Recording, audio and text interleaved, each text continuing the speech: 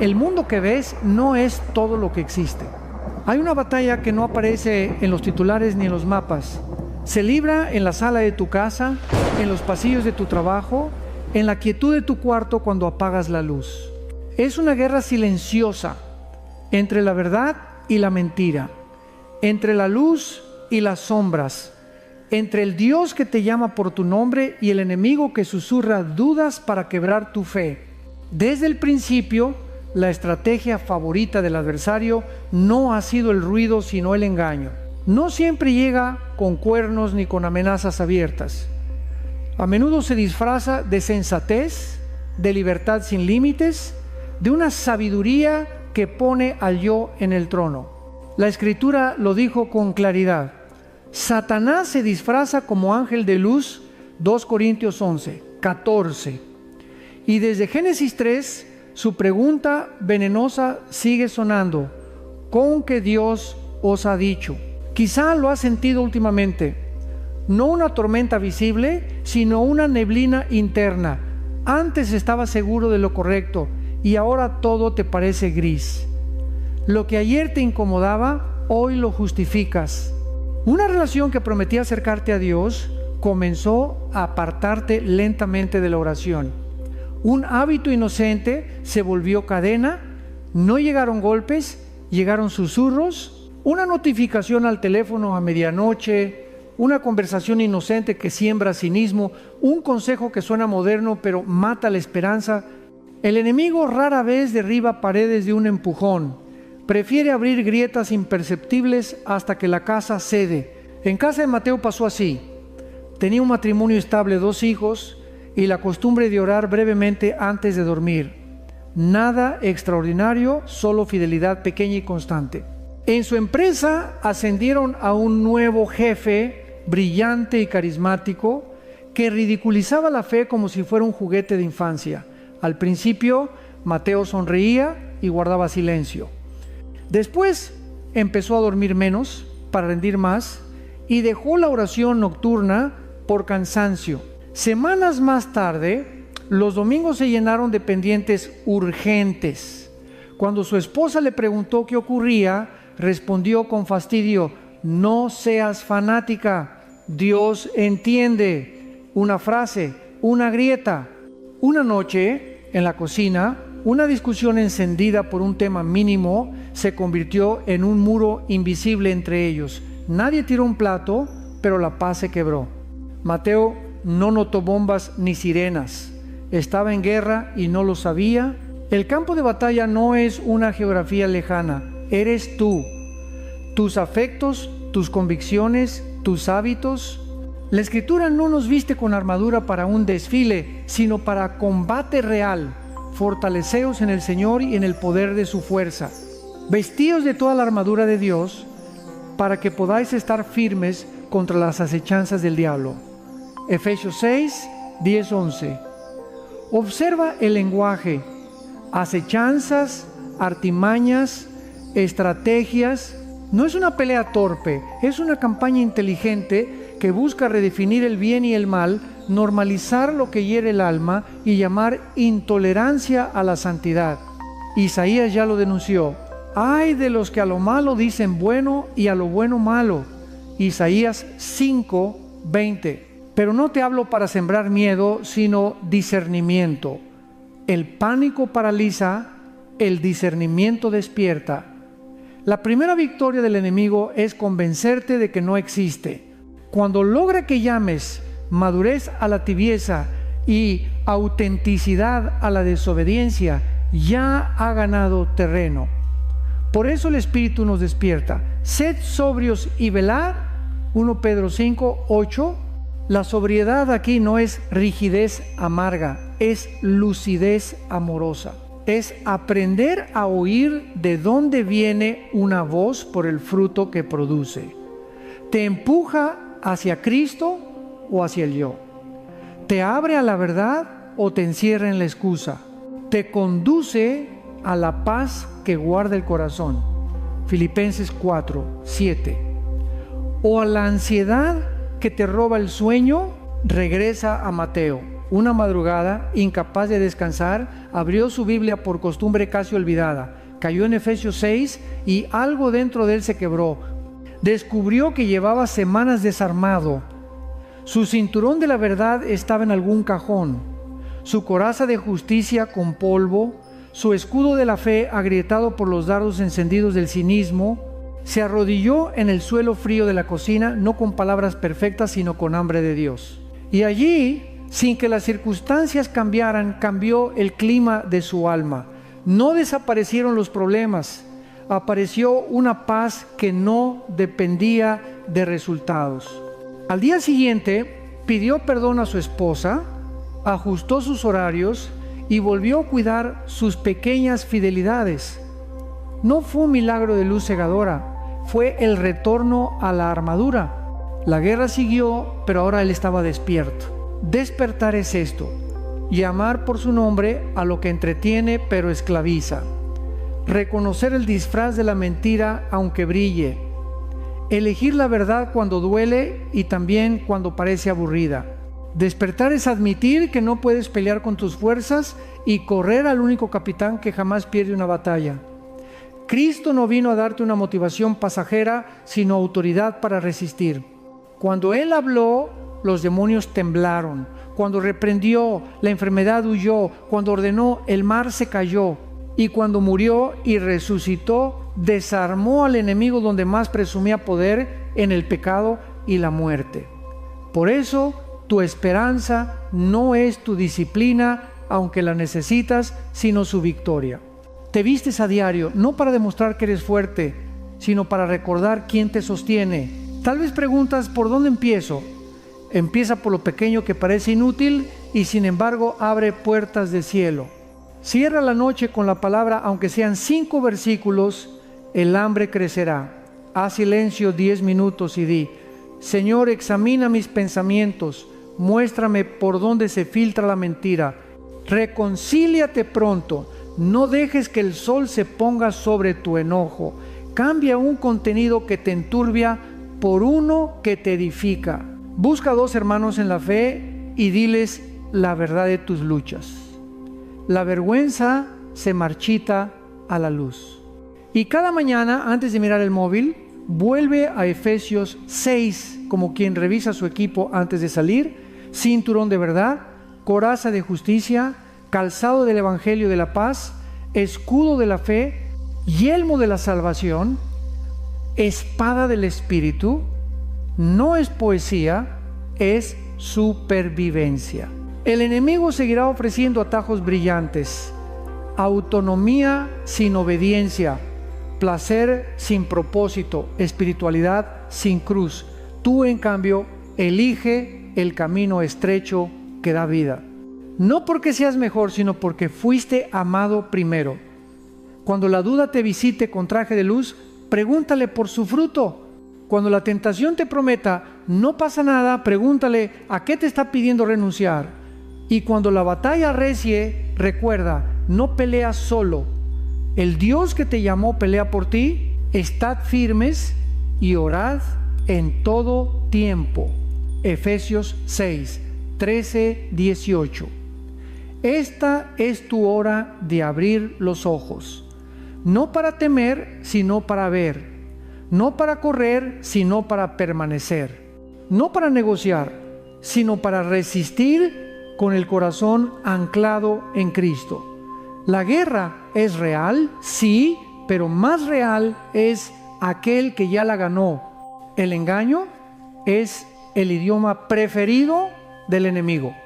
No necesita cadenas visibles cuando puede atarte con ideas atractivas.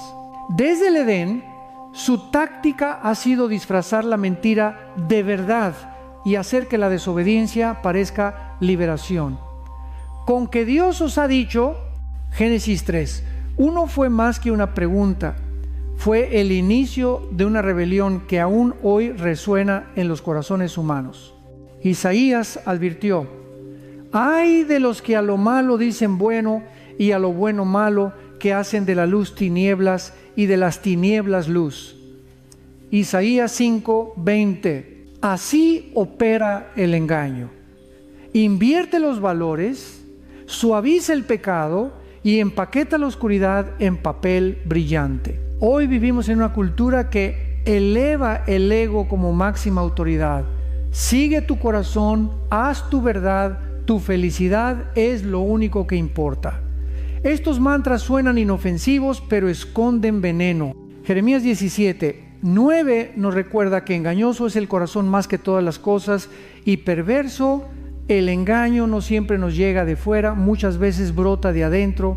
El adversario simplemente amplifica lo que ya existe: deseos torcidos, heridas no sanadas, hambre de aprobación. Así crea una red de mentiras tan convincente que ni siquiera cuestionamos su origen. La historia de Sara lo ilustra bien. Creció en un hogar cristiano, pero al entrar en la universidad se rodeó de amistades que ridiculizaban su fe. Al principio solo sonreía nerviosa, luego comenzó a cuestionar si la Biblia era relevante en pleno siglo XXI. Las redes sociales reforzaban estas dudas, presentando mensajes de amor que justificaban cualquier estilo de vida. Poco a poco, Sara empezó a llamar liberación a lo que antes reconocía como ataduras. No sentía que estaba cayendo, sentía que estaba despertando.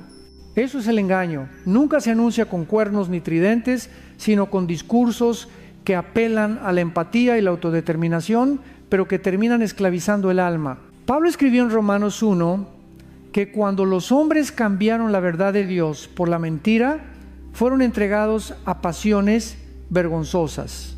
Observa la progresión. Primero se rechaza la verdad, luego se abraza la falsedad y finalmente el pecado deja de parecer pecado. Hoy vemos esto en grande.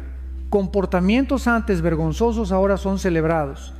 Líderes influyentes ridiculizan la santidad como fanatismo. Series y canciones normalizan lo que hiere el corazón humano. Lo trágico no es solo que el mundo esté confundido, sino que muchos creyentes empiezan a aceptar estas ideas para no parecer intolerantes. El enemigo también usa ideologías disfrazadas de nobleza. Promueve la sabiduría humana que niega la soberanía de Dios. Invita a redefinir el bien y el mal según emociones momentáneas. Nos hace creer que ser libres significa no tener límites. Sin embargo, Cristo enseñó que la verdadera libertad está en la verdad. Y conoceréis la verdad, y la verdad os hará libres. Juan 8:32. La paradoja es que cuanto más rechazamos los límites divinos, más esclavos nos volvemos de nuestras pasiones. Jesús comparó esta batalla con semillas que caen en diferentes terrenos. Mateo 13. La semilla del reino es poderosa, pero si el terreno está lleno de espinas, mentiras, distracciones, placeres engañosos, el fruto nunca madura. El engaño no siempre arranca la semilla, muchas veces la sofoca lentamente. De ahí la urgencia de cultivar un corazón fértil, oración diaria, comunión con otros creyentes y meditación en la palabra. El engaño también se manifiesta en las medias verdades. No siempre nos atrapa con mentiras descaradas, sino con frases parcialmente correctas. Así fue en el desierto cuando el diablo tentó a Jesús. Mateo 4 citó la escritura pero fuera de contexto, buscando torcer su significado. Jesús respondió con la palabra en su contexto correcto. Esta es una lección vital. Conocer superficialmente la Biblia no basta. Debemos entenderla en su plenitud para no caer en trampas disfrazadas de piedad. Marta, una joven líder de iglesia, vivió esta realidad. Un predicador popular en línea comenzó a enseñar un evangelio sin arrepentimiento. Dios te ama tal como eres y nunca espera que cambies. Sonaba liberador y compasivo, así que Marta empezó a repetirlo. Pero pronto vio el fruto: personas justificando relaciones destructivas, vicios y egoísmo en nombre del amor divino. El amor de Dios es incondicional, pero también es transformador. Recibirlo siempre nos lleva a cambiar. Marta tuvo que reaprender que la gracia que no confronta el pecado no es gracia, sino licencia. El discernimiento espiritual es como un músculo, si no lo ejercitamos se atrofia. Hebreos 5:14 dice que los maduros por el uso tienen los sentidos ejercitados en el discernimiento del bien y del mal. Esto implica práctica diaria, examinar lo que escuchamos, lo que consumimos y lo que pensamos, preguntándonos siempre, ¿esto me acerca más a Cristo o me aleja? La falta de discernimiento es peligrosa porque el engaño se siente cómodo, se adapta a nuestras emociones. Además, el engaño no solo es intelectual sino emocional. Puede hacer que el corazón se endurezca poco a poco. Proverbios 4:23 nos insta: sobre toda cosa guardada, guarda tu corazón, porque de él mana la vida. Proteger el corazón significa filtrar conversaciones, contenidos y compañías que siembran incredulidad o cinismo. No se trata de vivir en burbujas, sino de reconocer que el ambiente espiritual afecta nuestra fe. En la historia bíblica vemos que el enemigo usa el engaño para dividir. Sembró envidia en Caín, resentimiento en los hermanos de José, ambición en Judas.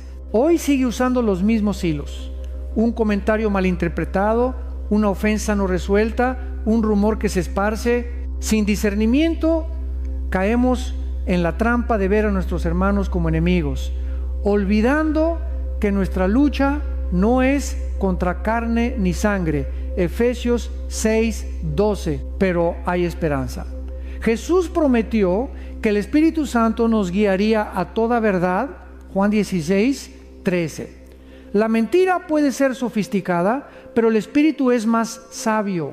Nos muestra las intenciones detrás de palabras dulces, nos revela cuando una nueva enseñanza contradice el Evangelio eterno, nos alerta cuando una amistad empieza a enfriar nuestra pasión por Cristo. Él es nuestro radar espiritual. Si quieres desarrollar discernimiento, empieza reconociendo tu necesidad. Muchos caen porque creen que nunca serán engañados. La humildad es tu mejor defensa. Señor, examina mi corazón, muéstrame si hay camino de perversidad. Salmo 139, 23, 24. Después, sumérgete en la palabra, no como ritual, sino como alimento diario. Haz preguntas difíciles, busca consejo sabio y aprende a esperar la voz de Dios en el silencio. El engaño es real, pero no invencible. La luz siempre expone las tinieblas. Cuando te llenas de la verdad, las mentiras pierden su atractivo. Cuando conoces el carácter de tu padre, los falsos padres pierden autoridad. Y cuando decides obedecer, aunque el mundo se burle, el cielo se abre a tu favor. En un tiempo donde todo se relativiza, ser firme en la verdad será tu mayor testimonio. Hoy elige pedir discernimiento. No te contentes con frases virales ni mensajes fáciles. Profundiza. Pregunta: ¿qué fruto produce esto en mi vida? ¿Me hace amar más a Dios y a las personas? ¿Refleja el carácter de Cristo? Si la respuesta es no, ciérrale la puerta al engaño. La guerra se gana primero en el corazón.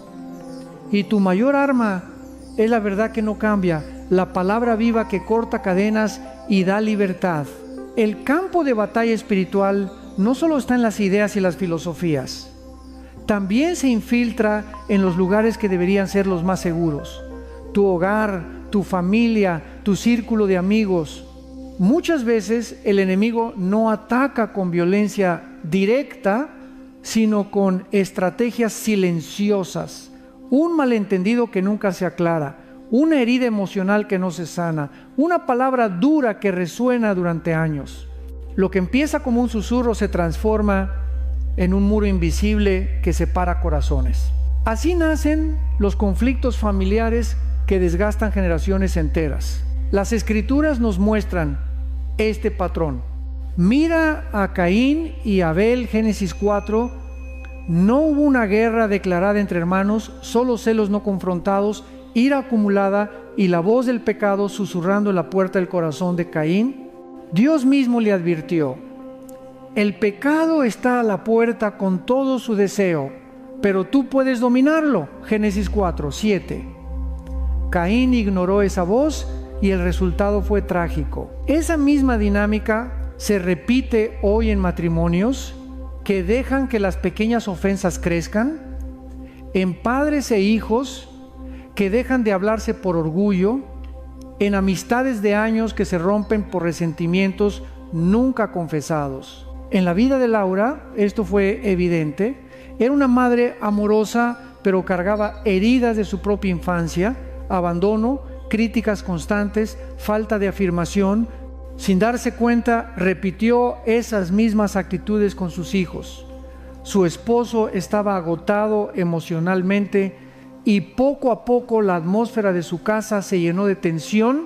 No había gritos ni violencia física, pero había frialdad, distancia y palabras sarcásticas que herían más que los golpes. Laura se consideraba una buena cristiana porque asistía a la iglesia cada domingo, pero en casa había levantado muros imposibles de escalar. No fue hasta que buscó ayuda y permitió que Dios sanara sus heridas que empezó a haber cambios, reconciliación y una paz que no había sentido en años. El enemigo ama sembrar división porque sabe que un hogar dividido pierde fuerza. Jesús mismo dijo: todo reino dividido contra sí mismo queda asolado, y toda ciudad o casa dividida contra sí misma no permanecerá. Mateo 12:25. Por eso, sus ataques más sutiles no siempre son doctrinales, sino relacionales. Quiere hacerte desconfiar de tu cónyuge, ver a tus hijos como cargas, sentir a tus padres como enemigos, romper amistades clave que te edifican. Y si no estás atento, caerás en la trampa de luchar contra carne y sangre, cuando tu verdadera lucha es contra las tinieblas espirituales. Efesios 6:12. En el ámbito de las amistades, la estrategia es igual. El enemigo sabe que los buenos amigos son un regalo de Dios. Mejores son dos que uno, porque si caen, el uno levantará a su compañero. Eclesiastés 4:9-10. Por eso siembra celos, competencia y chismes. Basta una interpretación equivocada de un mensaje de texto, una conversación escuchada fuera de contexto, para que una amistad valiosa se quiebre. Satanás no siempre destruye relaciones con grandes escándalos. A veces basta con pequeñas semillas de desconfianza que dejamos crecer sin confrontar. Las familias cristianas tampoco son inmunes. Muchas veces los hogares que proclaman fe son los que más sufren batallas internas. Esto no significa que Dios no esté presente, sino que el enemigo reconoce el potencial de esos hogares. Si puede apagar el fuego de la fe en casa, logrará que generaciones enteras se enfríen. De allí la importancia de no conformarse con apariencias. Ir a la iglesia los domingos no sustituye una cultura diaria de oración, perdón y comunicación honesta. La Biblia también nos enseña que no todas las divisiones son evidentes.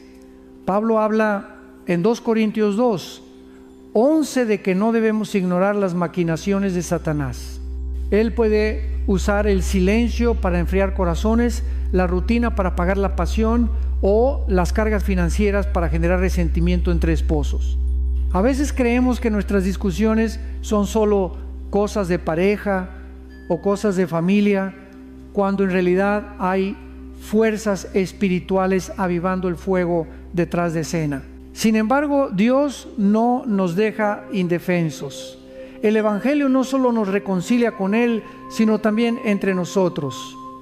Efesios 2:14 declara que Cristo derribó la pared intermedia de separación. Cuando entregamos nuestras heridas y ofensas al Señor, Él no solo sana nuestra relación con Él, sino que restaura las relaciones humanas. Esto requiere humildad, reconocer errores, pedir perdón, renunciar al orgullo que insiste en tener la última palabra. La verdadera guerra espiritual muchas veces se gana cuando decides humillarte y amar al otro incluso cuando no lo merece. Un matrimonio en crisis que conocí vivió esta realidad. Ambos eran líderes de iglesia, pero estaban al borde del divorcio. La esposa se sentía ignorada, el esposo incomprendido. Pasaron meses de discusiones y frialdad hasta que aceptaron consejería. Durante una sesión el consejero les recordó: no son enemigos, están en el mismo equipo. El verdadero enemigo está usando sus heridas para dividirlos. Esas palabras fueron un despertar. Por primera vez en mucho tiempo oraron juntos, confesaron sus resentimientos y permitieron que Dios los sanara.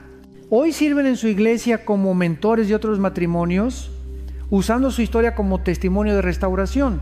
Los hijos también sufren las batallas espirituales en casa.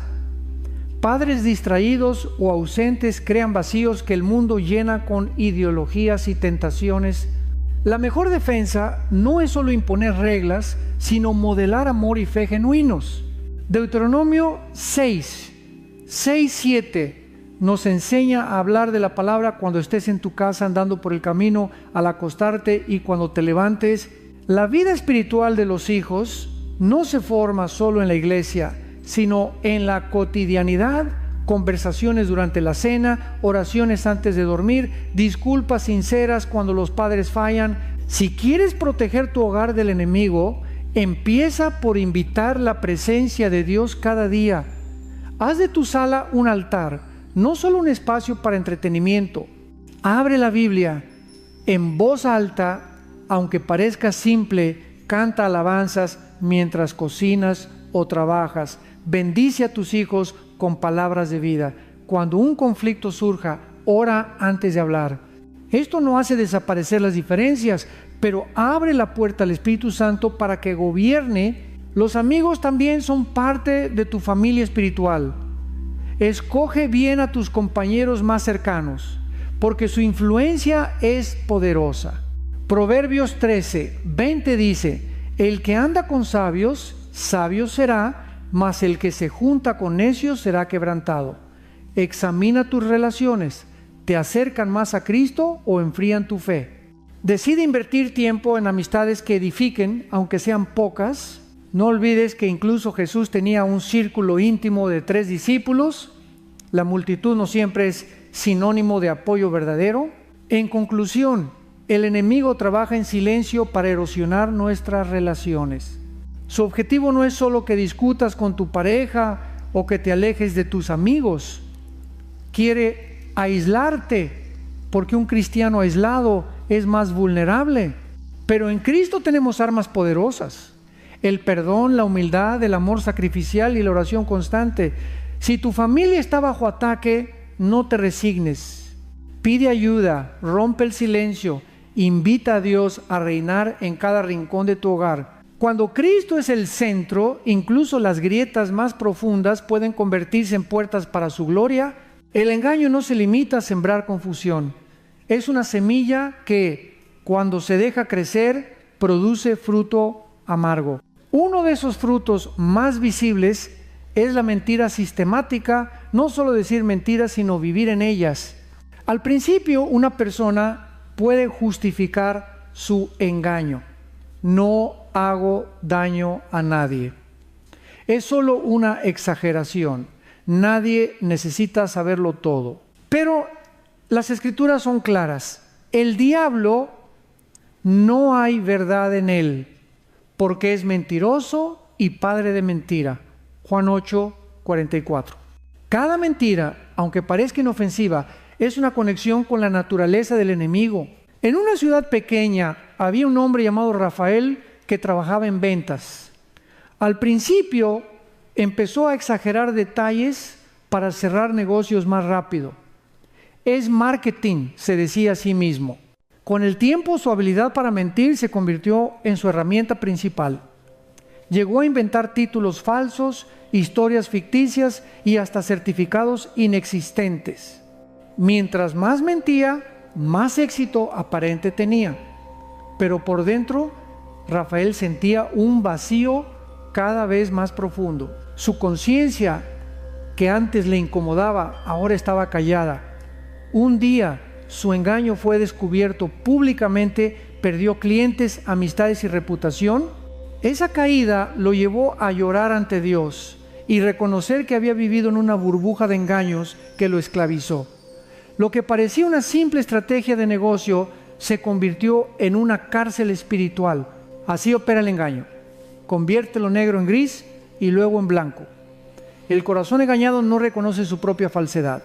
Isaías 44 describe al idólatra que fabrica su propio ídolo, lo adora y luego no entiende que está engañado por su propio corazón. La mentira no solo es externa, nos transforma internamente hasta que ya no distinguimos la verdad. Pablo nos enseña que los hijos de Dios son llamados a despojarse del viejo hombre y vestirse del nuevo hombre creado según Dios en justicia y santidad de la verdad. Efesios 4, 22, 24. Vivir en la verdad no es solo evitar mentiras, es caminar en integridad, con coherencia entre lo que decimos y hacemos. El mundo está hambriento de autenticidad y los cristianos que viven la verdad son faros en la oscuridad. Otro fruto del engaño es la manipulación del lenguaje. Las palabras diseñadas para construir se convierten en armas. Hoy vemos cómo términos bíblicos son reinterpretados. Amor se convierte en permisividad, gracia en excusa para pecar, libertad en licencia para el ego. Este cambio de significado es estratégico. Si el enemigo logra alterar el lenguaje, puede redefinir valores sin resistencia. La cultura actual celebra frases como mi verdad en lugar de la verdad, debilitando la noción de absolutos divinos. Pero Jesús dijo, yo soy el camino, la verdad y la vida. Juan 14, 6. La verdad no es relativa ni negociable, es una persona. Cristo mismo, María, una joven universitaria, luchó con esto. En su clase de filosofía le enseñaron que la moralidad es subjetiva, que lo correcto depende de cada cultura. Al principio la idea le parecía liberadora, pero al enfrentarse con situaciones reales, traición de amistades, injusticias en su comunidad, se dio cuenta de que si la moralidad es relativa, nadie puede reclamar justicia. La relatividad del bien y el mal no trae paz, sino caos. Ese despertar la llevó a buscar una verdad firme y eterna y la encontró en la palabra de Dios. El engaño también se alimenta de medias verdades. Satanás citó la Biblia cuando tentó a Jesús en el desierto, Mateo 4, pero lo hizo fuera de contexto. Así actúa hoy.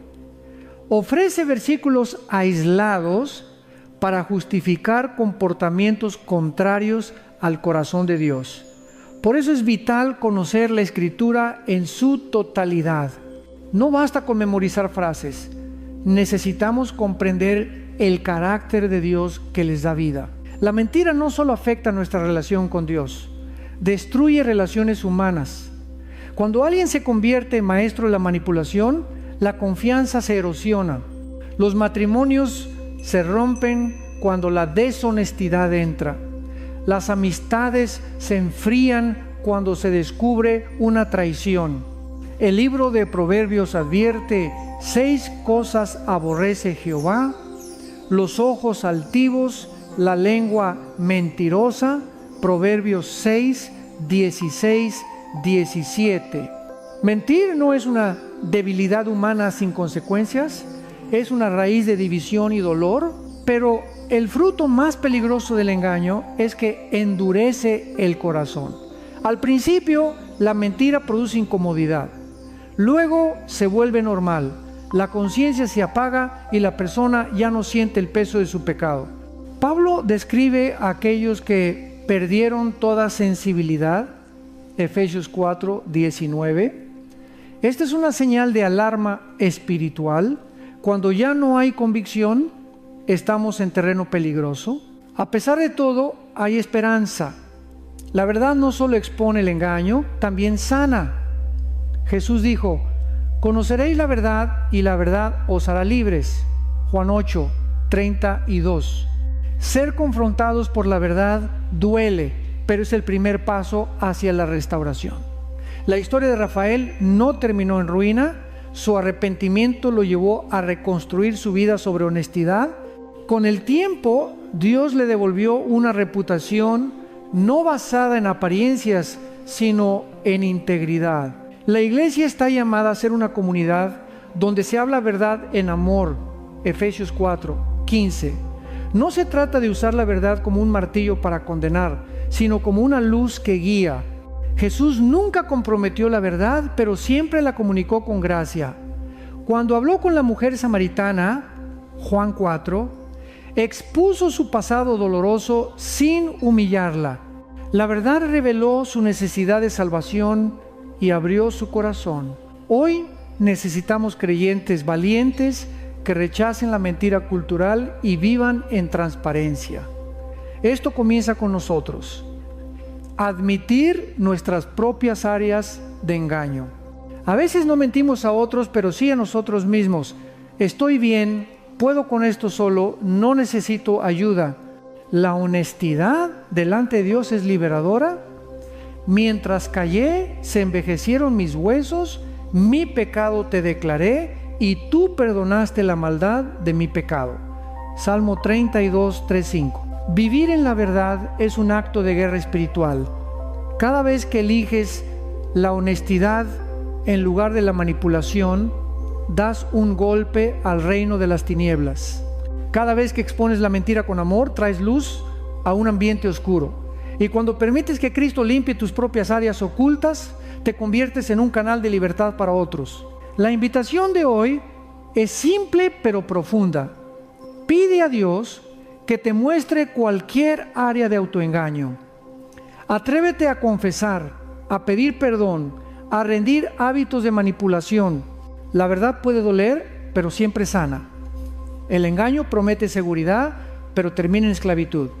La verdad duele al principio, pero trae paz y libertad. Escoge bien qué fruto quieres que crezca en tu vida. El engaño abre la puerta a otros frutos del reino de las tinieblas: el odio, la rebelión y el orgullo. Estas no son simples emociones o actitudes pasajeras. Son raíces profundas que transforman el carácter y destruyen todo lo que tocan. Al igual que el veneno, comienzan en pequeñas dosis, pero si no se tratan, se convierten en una fuerza devastadora. El odio no siempre es explosivo. A menudo es frío, calculado, disfrazado de indiferencia. Puede empezar como una herida no sanada, un resentimiento que no fue entregado a Dios. El enemigo sabe que cuando guardamos amargura, nuestro corazón se convierte en terreno fértil para su obra. Hebreos 12:15 advierte: mirad bien, no sea que alguno deje de alcanzar la gracia de Dios, que brotando alguna raíz de amargura os estorbe y por ella muchos sean contaminados. Un corazón lleno de odio no solo destruye relaciones, también nos roba paz, alegría y propósito. La historia de Absalón, hijo de David, es un claro ejemplo. Su odio hacia su hermano Amnón y su resentimiento hacia su padre lo llevaron a conspirar, a asesinar y finalmente rebelarse. Lo que comenzó como una herida personal se convirtió en una guerra civil que trajo muerte y dolor a todo Israel. 2 Samuel 13:18. Este relato bíblico nos recuerda que el odio nunca permanece oculto, crece, se extiende y contamina a quienes nos rodean. Junto al odio surge la rebelión. No es simplemente desobedecer reglas, es una actitud profunda de rechazo hacia todo lo que representa autoridad, corrección y orden. Proverbios 15:10 afirma: la corrección es molesta al que deja el camino, y el que aborrece la reprensión morirá. La rebelión es, en esencia, querer ser nuestro propio Dios. Satanás mismo cayó por esta actitud. Subiré al cielo y seré semejante al Altísimo. Isaías 13:14. Cuando el hombre adopta esa postura, rompe el diseño divino y abre la puerta al caos. En nuestra cultura actual, la rebelión se ha romantizado, se presenta como valentía, autenticidad o autoafirmación, pero la Biblia muestra que el espíritu de rebelión trae destrucción. Saúl, el primer rey de Israel, perdió su reino no por un error administrativo, sino por su rebelión contra las órdenes de Dios. Samuel le dijo: porque como pecado de adivinación es la rebelión, y como ídolos e idolatría la obstinación. 1 Samuel 15, 23. En otras palabras, la rebelión no es una simple diferencia de opinión, es idolatría. El orgullo es otro fruto que alimenta la oscuridad. Es la raíz de todo pecado, porque coloca al yo en el centro. El orgullo dice: no necesito a Dios, mi opinión es más importante que su palabra, mi justicia es suficiente. Santiago 4, 6 nos recuerda: Dios resiste a los soberbios y da gracia a los humildes. El orgullo nos ciega nuestra condición y nos separa de la gracia. Lucifer se convirtió en Satanás no por debilidad, sino por orgullo. Esa misma semilla sigue tentando a la humanidad buscar independencia de Dios en lugar de sumisión a Él. Marcos, un joven empresario exitoso, experimentó este ciclo, creció en la iglesia, pero su ascenso económico lo llenó de autosuficiencia.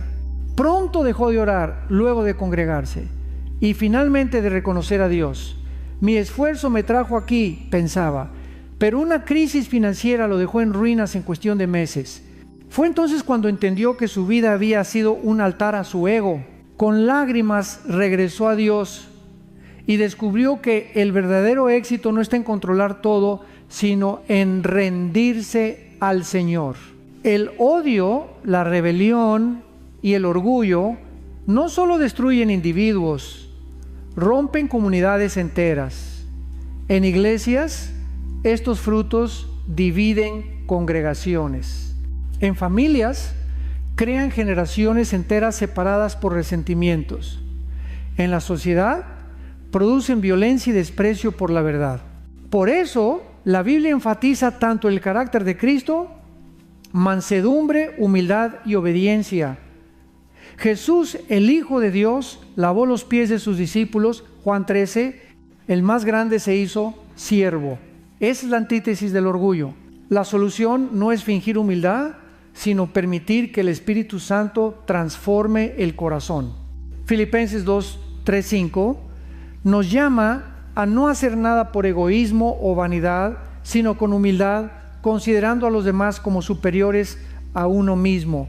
Haya en vosotros este sentir que hubo también en Cristo Jesús. Este cambio no ocurre automáticamente. Requiere reconocer nuestra necesidad, confesar nuestro pecado y someternos diariamente al Señor. El perdón es clave para vencer el odio. Perdonar no significa justificar lo que nos hicieron, sino entregar el derecho de venganza a Dios.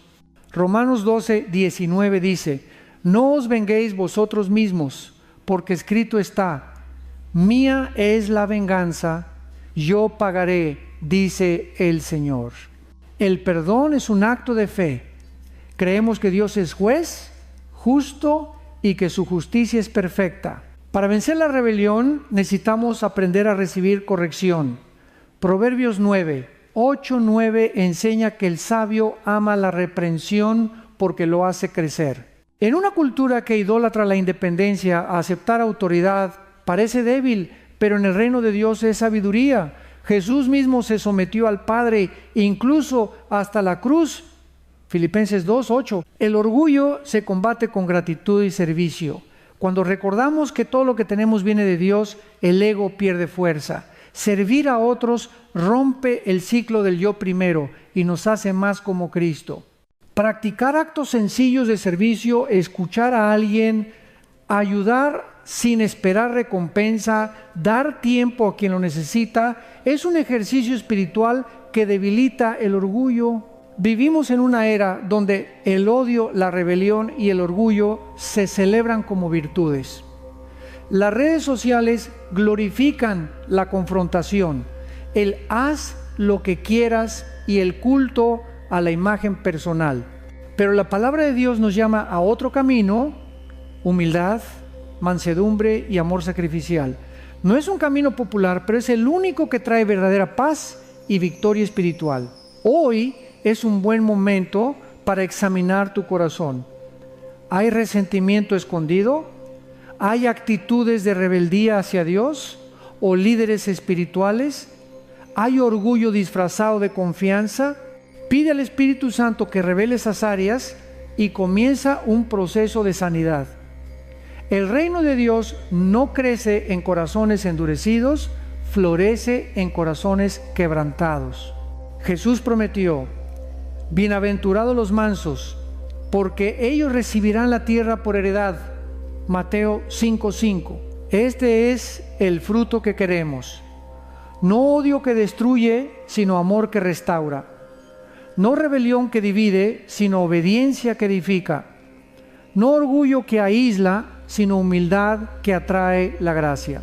La oscuridad no se detiene en el odio, la rebelión y el orgullo. Otro fruto devastador que crece cuando el enemigo gana terreno es la inmoralidad y la pérdida de autocontrol. Lo que una vez fue vergonzoso, ahora se celebra, los límites desaparecen y el corazón se convence de que el placer momentáneo es más valioso que la pureza eterna. Esta es una táctica antigua: cambiar el concepto de libertad por libertinaje. Pablo lo dijo claramente: todo me es lícito, mas no todo conviene, no me dejaré dominar de ninguna. 1 Corintios 6:12. La inmoralidad no aparece de repente, es un descenso lento. Empieza con una curiosidad aparentemente inocente, una imagen, una conversación, un pensamiento sin filtrar. Lo que parecía inofensivo se convierte en un hábito y el hábito en esclavitud. Jesús enseñó que el pecado comienza en el corazón antes de expresarse en acciones en Mateo 5:28. Por eso, cuando cedemos terreno en lo interno, la batalla externa ya está perdida. Andrea vivió esta realidad. De adolescente comenzó a ver series y películas con contenido explícito porque todos las veían. Al principio se incomodaba, pero después se volvió normal. Sus estándares cambiaron lentamente y lo que antes le parecía incorrecto se volvió parte de su rutina. Años más tarde se encontró atrapada en relaciones tóxicas y vacías. Lo que prometía satisfacción solo le dejó más soledad y vergüenza. Fue en un retiro cristiano donde escuchó: la pureza no es solo un mandato, es protección. Esas palabras rompieron sus cadenas. Con lágrimas entregó su pasado a Cristo y él comenzó un proceso de restauración profunda. La cultura actual glorifica la sensualidad. Las redes sociales venden cuerpos como mercancías. Las canciones promueven la promiscuidad y los medios ridiculizan la pureza como anticuada. Pero Dios no cambió de opinión, porque esta es la voluntad de Dios, vuestra santificación, que os apartéis de fornicación. 1 Tesalonicenses 4:3. La pureza no es represión, es libertad verdadera. Cada límite divino está diseñado para protegernos, no para privarnos. Cuando la inmoralidad se apodera del corazón, también se pierde el autocontrol. El fruto del Espíritu incluye templanza, Gálatas 5:22-23, pero cuando cedemos al pecado, la templanza se desvanece. El alma siempre quiere más placer, más emociones, más experiencias. Así la persona se vuelve esclava de sus propios deseos. Jesús dijo: todo aquel que hace pecado, esclavo es del pecado. Juan 8:34. Esta esclavitud no siempre se ve Puede estar escondida detrás de una sonrisa, un estatus social alto o una vida aparentemente exitosa. Pero en lo secreto hay cadenas. La historia bíblica de Sansón es un ejemplo poderoso. Un hombre ungido desde su nacimiento, llamado a liberar a Israel, terminó preso y humillado por no dominar sus pasiones. Cada compromiso pequeño con el pecado lo llevó más cerca de la ruina hasta que perdió la fuerza que Dios le había dado. Sin embargo, incluso en su fracaso, cuando clamó a Dios, recibió una última oportunidad. Esto nos enseña que aunque el pecado robe nuestra visión y fuerza, el arrepentimiento sincero siempre abre la puerta a la restauración. La inmoralidad también destruye el concepto de amor. Lo que comienza como atracción sana puede convertirse en deseo egoísta. El amor genuino busca el bienestar del otro. El deseo sin control busca satisfacción personal. Esta distorsión ha llevado a millones a relaciones rotas, adicciones sexuales y vacío emocional. La sociedad lo llama libertad sexual, pero la palabra lo llama esclavitud espiritual. Sin embargo, la buena noticia es que Cristo puede restaurar incluso las áreas más rotas. Muchos temen hablar de pureza porque sienten vergüenza por su pasado. Pero Jesús no vino a condenar, sino a sanar. En Juan 8, cuando una mujer sorprendida en adulterio fue llevada ante él, los acusadores querían apedrearla. Jesús los desarmó con una frase: el que de vosotros esté sin pecado sea el primero en arrojar la piedra. Uno a uno se fueron. Luego miró a la mujer y dijo: ni yo te condeno, vete y no peques más. Así es su gracia. Nos rescata, nos levanta y nos llama a un nuevo estilo de vida. La pureza no es solo una decisión moral, es una respuesta de amor. Cuando entendemos el precio que Cristo pagó, comenzamos a ver nuestro cuerpo y nuestra mente como templos del Espíritu Santo. 1 Corintios 6, 19, 20. Esto cambia todo. Lo que vemos, lo que escuchamos, lo que permitimos en nuestro corazón.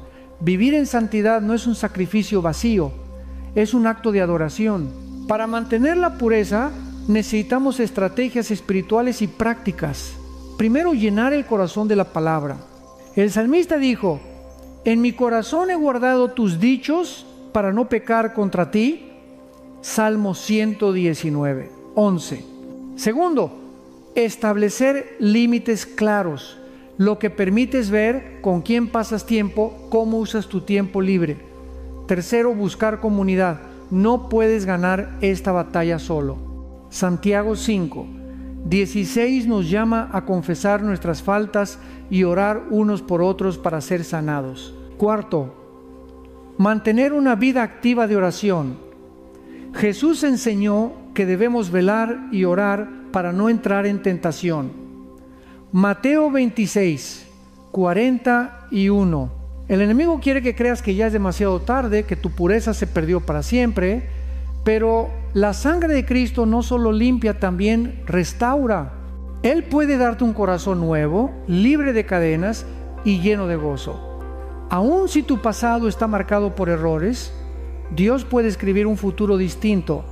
Su gracia es más grande que cualquier caída. Hoy es un llamado a volver a los brazos del Padre. Como el hijo pródigo, tal vez te has alejado persiguiendo placeres que prometían libertad, pero solo trajeron soledad. El Padre no te espera con reproches, sino con amor. Quiere vestirte de nuevo, darte un anillo de identidad y celebrar tu regreso. Lucas 15, 11, 24. La pureza no es una carga imposible, es un regalo que Dios quiere devolverte. Empieza hoy con un acto de entrega sincera. Señor, limpia mi corazón, renueva mi mente, dame fuerzas para honrarte en todo. El camino no será fácil, pero su espíritu te guiará. Cada victoria, por pequeña que parezca, es una derrota para el reino de las tinieblas. Y mientras más avances, más experimentarás el gozo verdadero que no depende de deseos pasajeros, sino de una relación profunda con tu Creador. El enemigo sabe que una persona en paz es una persona difícil de derrotar. La paz no es simplemente ausencia de problemas, es un estado profundo de confianza en Dios, un ancla que permanece firme aunque el mundo se derrumbe. Por eso Satanás dedica gran parte de sus esfuerzos a robar nuestra paz. Su estrategia no siempre es un ataque frontal, muchas veces es una infiltración silenciosa, una palabra dicha en el momento exacto para herirte, una preocupación que se convierte en ansiedad crónica, una circunstancia inesperada que siembra temor.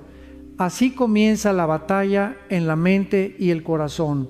La Biblia nos recuerda que el ladrón no viene sino para hurtar y matar y destruir. Juan 10:10.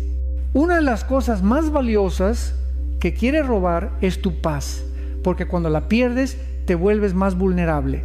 Pierdes claridad, reaccionas en lugar de responder, tomas decisiones apresuradas que pueden abrir puertas a más dolor.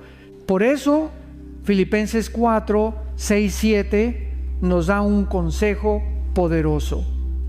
Por nada estéis afanosos, sino sean conocidas vuestras peticiones delante de Dios en toda oración y ruego, y la paz de Dios, que sobrepasa todo entendimiento, guardará vuestros corazones y vuestros pensamientos en Cristo Jesús. Imagina Raúl, un padre de familia que perdió su trabajo inesperadamente. Su mente estaba llena de ¿y si no consigo otro empleo? ¿Y si no puedo pagar la renta? ¿Y si decepciono a mi familia? Cada día se despertaba con una sensación de opresión en el pecho, pero una noche, en medio de lágrimas, decidió entregarle todo a Dios. No hubo un milagro inmediato que resolviera sus finanzas, pero algo cambió en su interior. Un descanso inexplicable llenó su corazón. Esa paz no vino de tener todas las respuestas, sino de confiar en que Dios tenía el control. El enemigo usa diversas armas para perturbar la paz. El miedo es un susurro constante que magnifica los problemas y minimiza a Dios. Hace que un obstáculo parezca una montaña insuperable. Pero la palabra dice: no nos ha dado Dios espíritu de cobardía, sino de poder, de amor y de dominio propio. 2 Timoteo 1, 7. La confusión. Satanás ama el caos mental. Quiere que tu mente esté tan saturada de opciones y preocupaciones que te paralices. Dios, en cambio, es un Dios de orden y claridad. 1 Corintios 14, 33. El conflicto. El enemigo siembra discordia en hogares y comunidades para mantenernos distraídos y desgastados. ¿Cuántas familias se dividen no por grandes problemas, sino por pequeñas disputas nunca resueltas? La culpa y la condenación. Si no puede atraparte con miedo, lo hará con acusaciones. Te recordará tu pasado, tus errores, tus debilidades, para que vivas en tormento en lugar de gracia.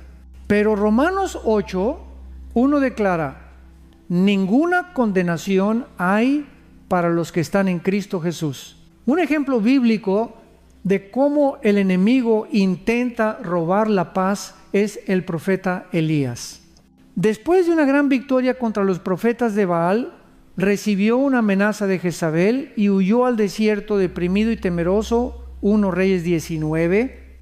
A pesar de haber visto milagros, el miedo lo paralizó. ¿Qué hizo Dios? No lo reprendió con dureza, lo fortaleció con alimento, descanso y su presencia en un silbo apacible. Este relato nos recuerda que Dios restaura nuestra paz de manera suave, no con gritos, sino con un toque de amor que calma nuestras tormentas internas. En nuestro mundo moderno, la ansiedad se ha convertido en una epidemia. Redes sociales, noticias alarmantes, presión social y económica, todo parece diseñado para mantenernos en alerta constante. Pero el Evangelio ofrece una paz que no depende de circunstancias. Jesús dijo: la paz os dejo, mi paz os doy, yo no os la doy como el mundo la da, no se turbe vuestro corazón, ni tenga miedo. Juan 14, 27. La paz de Cristo no es frágil ni temporal, es un regalo sobrenatural que guarda el corazón aun cuando nada parece tener sentido. ¿Cómo podemos proteger nuestra paz? Oración constante. La oración no es solo pedir cosas, es un intercambio de cargas. Cada vez que oramos dejamos peso a los pies de Cristo y recibimos su descanso. Renovar la mente con la palabra. Lo que piensas afecta tu paz. Romanos 12:2 nos llama a renovar nuestra mente para no conformarnos al sistema del mundo. Memorizar y declarar promesas bíblicas es un escudo poderoso. Practicar gratitud. La gratitud cambia el enfoque del problema a la provisión de Dios. Aún en la tormenta siempre hay algo por lo cual agradecer. Cuidar tus entradas. Lo que ves, escuchas y lees impacta tu paz. Si te rodeas de noticias negativas o amistades tóxicas, tu espíritu se cargará. Filtra tus fuentes y rodéate de personas que te edifiquen. Comunidad de fe. Dios no nos diseñó para luchar solos. Compartir nuestras cargas con otros creyentes nos ayuda a mantenernos firmes.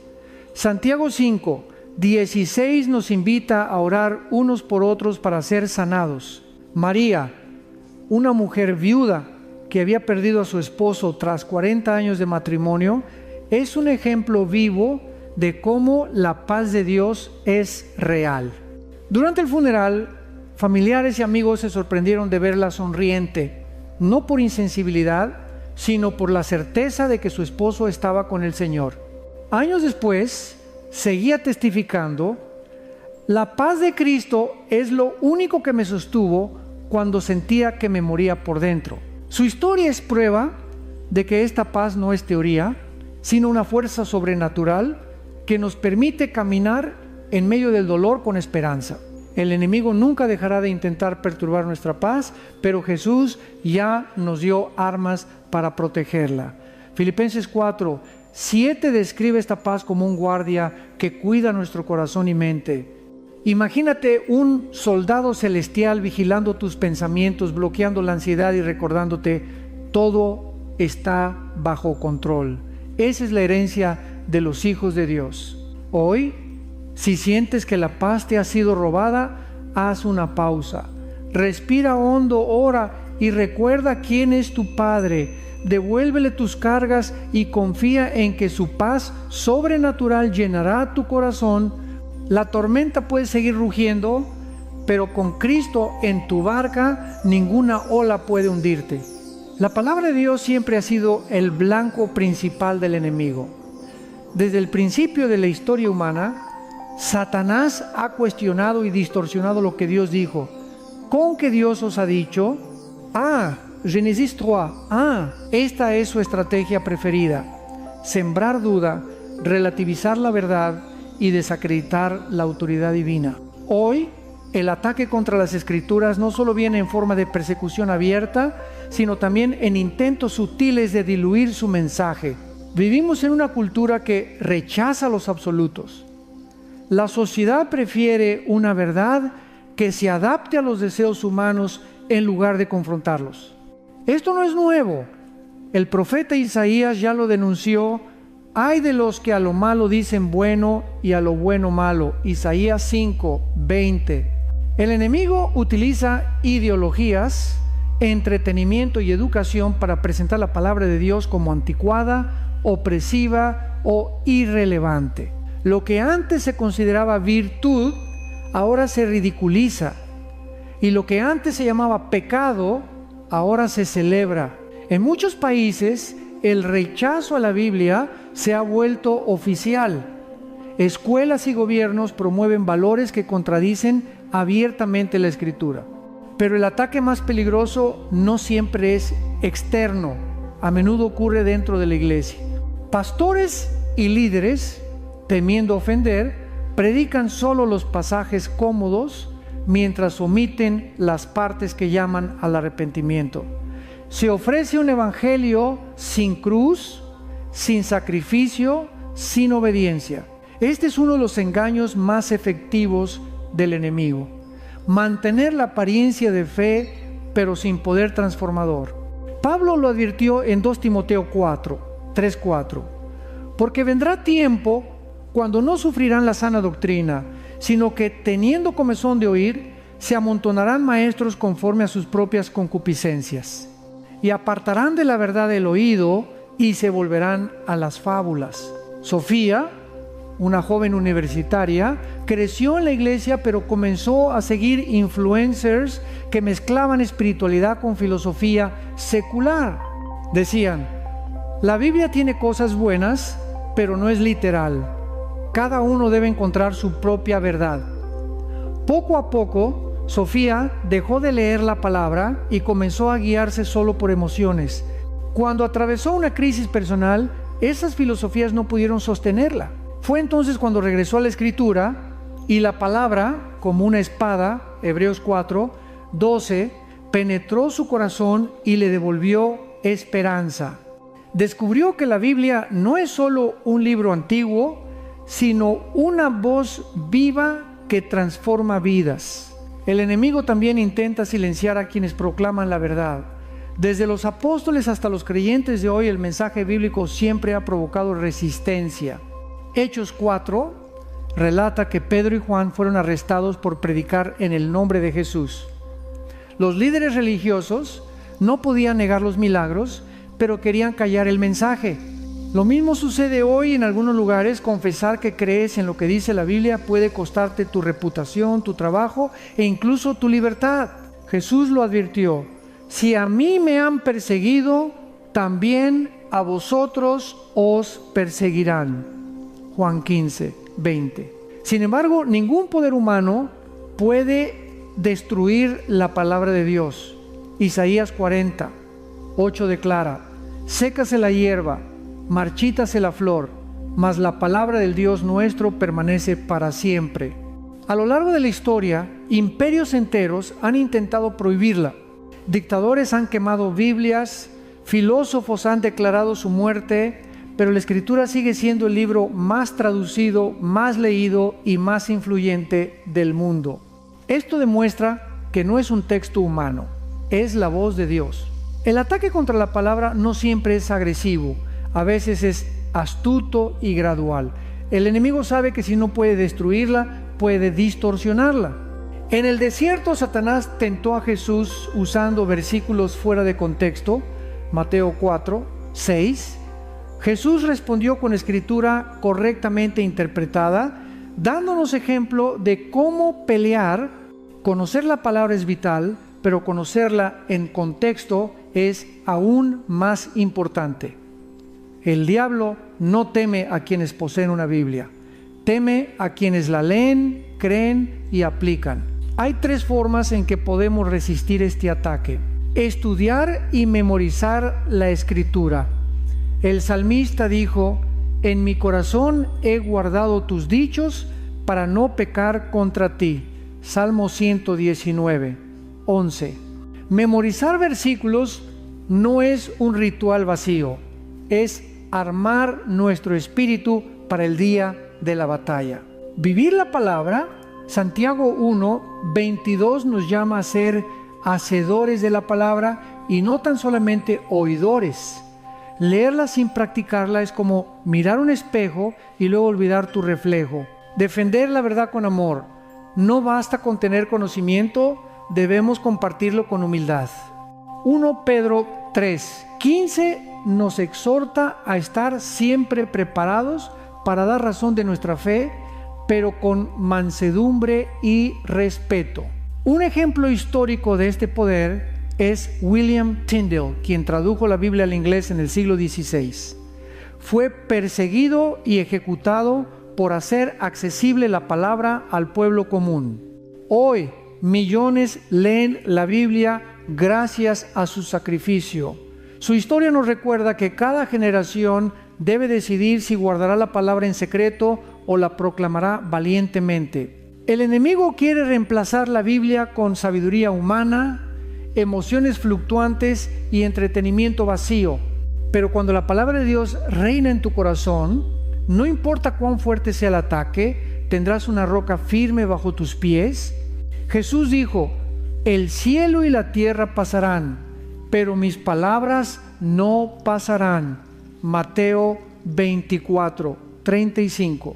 Hoy más que nunca necesitamos cristianos que vuelvan a amar la Escritura, no solo como libro devocional, sino como manual de guerra. Si el enemigo está atacando tu fe, empieza abriendo tu Biblia. Allí encontrarás la voz de tu Padre, la espada para derrotar mentiras y el mapa que te lleva a la victoria. El pecado no arrepentido es como una gota de veneno que cae lentamente en el alma. Al principio parece inofensivo, pero con el tiempo se convierte en una enfermedad espiritual que entumece la conciencia, distorsiona la verdad y separa el corazón de Dios. No se trata solo de una acción equivocada, es una condición del corazón. Cuando dejamos de arrepentirnos, el pecado pasa de ser un tropiezo ocasional a convertirse en una prisión invisible. El apóstol Pablo advirtió en Romanos 6:23 que la paga del pecado es muerte. Esta muerte no siempre es inmediata ni física, comienza en lo espiritual. Cada vez que ignoramos la voz de Dios, algo dentro de nosotros se apaga. La culpa que antes nos incomodaba se desvanece, la sensibilidad al Espíritu Santo disminuye y lo que antes nos parecía malo se vuelve normal. Este proceso es lo que la Biblia llama endurecimiento del corazón. Hebreos 3:13 nos exhorta: exhortaos los unos a los otros cada día, para que ninguno de vosotros se endurezca por el engaño del pecado. Tomemos como ejemplo a Saúl, el primer rey de Israel.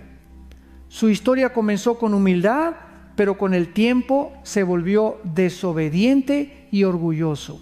Cuando el profeta Samuel lo confrontó por no obedecer las instrucciones de Dios, Saúl prefirió justificar sus acciones en lugar de arrepentirse. Esa actitud marcó el inicio de su caída. Lo trágico no fue su pecado, sino su falta de arrepentimiento. Su corazón se endureció al punto de alejarse completamente de la voz de Dios. 1 Samuel 15. Así actúa el pecado no arrepentido. Empieza con pequeñas concesiones. Un pensamiento que no filtramos, una mentira que justificamos, una relación que sabemos que no agrada a Dios pero decidimos mantener. Poco a poco esas pequeñas decisiones crean un patrón. Y cuando llega el momento de confrontación, en vez de confesar, nos defendemos. Este es el ciclo mortal: pecado, justificación, endurecimiento. La persona atrapada en pecado, no arrepentido, también experimenta autoengaño. Jeremías 17:9 describe el corazón humano como engañoso y perverso. Sin la guía del Espíritu Santo, podemos llegar a creer que estamos bien mientras estamos lejos de Dios. Este autoengaño se refuerza cuando nos comparamos con otros. Al menos yo no soy tan malo como... Esa es una mentira peligrosa porque nos lleva a medirnos según estándares humanos, no según la santidad de Dios. El pecado no arrepentido no solo afecta nuestra relación con Dios, también destruye nuestras relaciones humanas. Genera desconfianza, culpa y distanciamiento. David experimentó esto cuando pecó con Betsabé. Durante un tiempo guardó silencio, pero describió su estado espiritual así: mientras callé, se envejecieron mis huesos en mi gemir todo el día. Salmo 32:3. Su salud emocional y física estaba deteriorada porque su alma cargaba el peso del pecado oculto. Sin embargo, cuando confesó, encontró perdón y restauración. Muchos hoy caminan con sonrisas aparentes, pero por dentro están agotados por el peso de pecados no confesados. La vergüenza les dice que es mejor ocultarlo, que Dios no puede perdonar lo que hicieron. Pero esa es otra mentira del enemigo. 1 Juan 1:9 nos asegura: si confesamos nuestros pecados, Él es fiel y justo para perdonar nuestros pecados y limpiarnos de toda maldad. El arrepentimiento no es un castigo, es una puerta a la libertad. El peligro del pecado no arrepentido también está en su capacidad de aislar. La persona que vive así tiende a alejarse de la comunidad de fe, evita conversaciones profundas y prefiere la soledad. Este aislamiento crea un terreno fértil para más tentaciones y mentiras. Por eso Santiago 5:16 nos llama a confesar nuestras faltas unos a otros y orar unos por otros. La confesión no es solo vertical entre tú y Dios, sino también horizontal con personas maduras de confianza. Dios diseñó la iglesia como un lugar de sanidad, no de condenación. Marcos, un joven líder de alabanza, cayó en adicción a la pornografía. Al principio se prometía a sí mismo que lo dejaría cuando quisiera, pero pasaron meses, luego años. Llegó un punto donde seguía sirviendo en público mientras su corazón se secaba en lo secreto. Su vida espiritual estaba apagada y pensó que ya no había esperanza. Un día decidió confesarlo a su pastor. En vez de recibir condena, recibió acompañamiento y oración. A través de consejería, ayuno y rendición diaria, Dios restauró su vida. Hoy comparte su testimonio con jóvenes que enfrentan la misma lucha, y su historia es prueba de que ningún pecado es demasiado grande para la gracia de Dios. Para romper el ciclo del pecado no arrepentido, hay 3 pasos esenciales. Reconocer, admitir el pecado sin excusas. No es decir todos lo hacen o no es tan grave. Es aceptar que hemos ofendido a un Dios santo. Confesar, hablarlo con Dios y cuando sea necesario con personas maduras espiritualmente. La confesión trae luz a las tinieblas. Abandonar, apartarse intencionalmente del pecado. Esto puede implicar cortar relaciones tóxicas, cambiar hábitos y buscar ayuda profesional si es necesario. El arrepentimiento verdadero no es solo sentir remordimiento, es un cambio de dirección. La palabra arrepentirse en griego metanoia significa cambio de mente. Es mirar el pecado como Dios lo ve, odiarlo y correr hacia la gracia.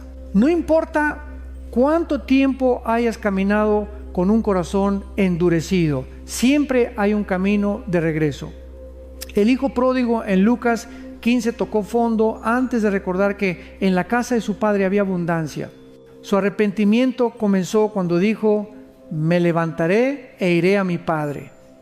Y el padre no lo recibió con reproches, sino con un abrazo.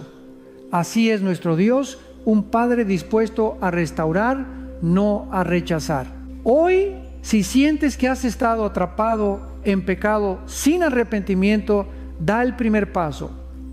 No escuches la voz que dice que ya es tarde o que eres demasiado indigno.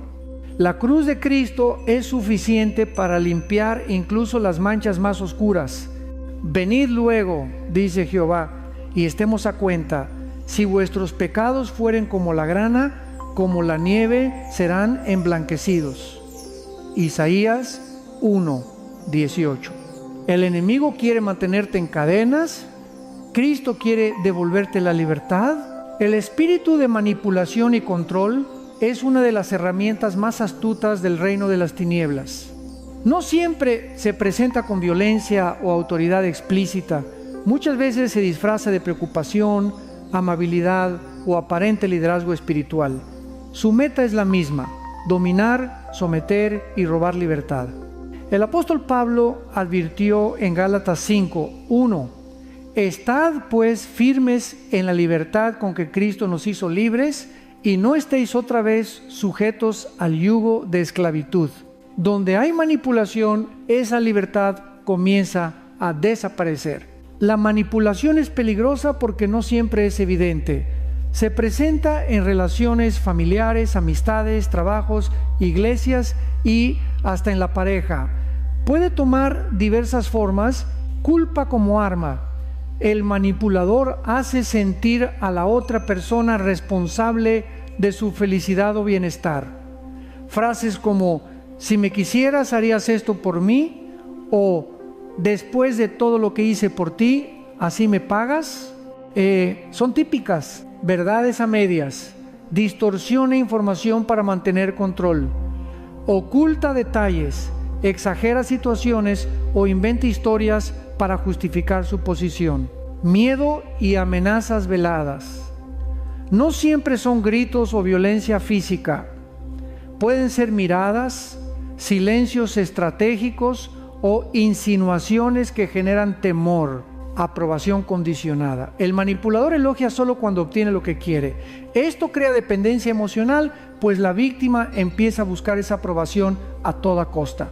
Aislamiento. Aleja a la persona de amigos, familia o cualquier influencia que pueda abrirle los ojos. Cuanto más aislada está la víctima, más vulnerable se vuelve. En la Biblia vemos ejemplos claros de manipulación. Jezabel, esposa del rey Acab, es una figura clásica de control. Ella no solo influyó en su esposo, sino que manipuló al reino entero para imponer idolatría y matar profetas. 1 Reyes 18:21. Su espíritu sigue operando hoy. Busca intimidar, dividir y silenciar a quienes defienden la verdad. Este espíritu también puede infiltrarse en entornos religiosos. Jesús denunció a los fariseos porque imponían cargas pesadas sobre la gente mientras ellos mismos no las tocaban. Mateo 23:4.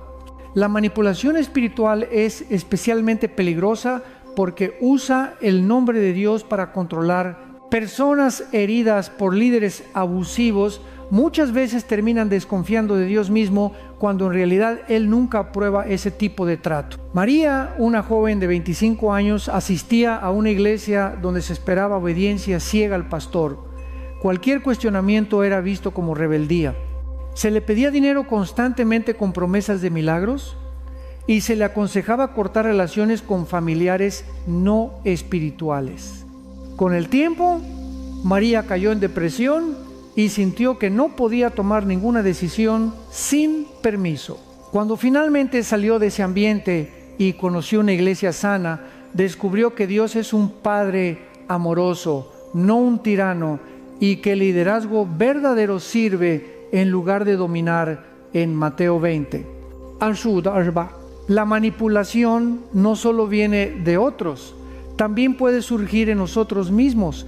Todos tenemos la tentación de controlar situaciones o personas para sentirnos seguros. Esto puede manifestarse en padres sobreprotectores que asfixian a sus hijos, parejas que usan celos para mantener dependencia o amigos que manipulan emociones para no perder protagonismo. Reconocer esta tendencia en nosotros es crucial para sanar. La palabra nos da principios claros para detectar y vencer el espíritu de manipulación. Discernimiento espiritual. 1 Juan 4. 1 nos llama a probar los espíritus. Esto significa evaluar actitudes y palabras a la luz de la Escritura. No todo lo que parece amor o preocupación lo es. Establecer límites saludables. Proverbios 4:23 dice: sobre toda cosa guardada, guarda tu corazón. Parte de esto es aprender a decir no cuando algo no viene de Dios. Buscar consejo sabio. Muchas veces la manipulación se rompe cuando otra persona de confianza nos ayuda a ver lo que no podíamos ver solos. Identidad en Cristo. Los manipuladores se alimentan del miedo y la inseguridad. Cuando sabemos quiénes somos en Cristo, amados, libres y aceptados, su control pierde fuerza. Perdón y sanidad emocional. El resentimiento hacia manipuladores puede convertirse en otra cadena. Perdonar no significa permitir abuso, sino entregarle a Dios el derecho de justicia. El control y la manipulación son lo opuesto al carácter de Cristo. Jesús es el Señor del universo, pero nunca obligó a nadie a seguirle. Siempre invitó: venid a mí. Mateo 11:28. Él sana, guía y corrige, pero nunca humilla ni manipula. Su espíritu trae convicción, no condenación. Para quienes han vivido bajo manipulación, el camino a la libertad comienza con la verdad.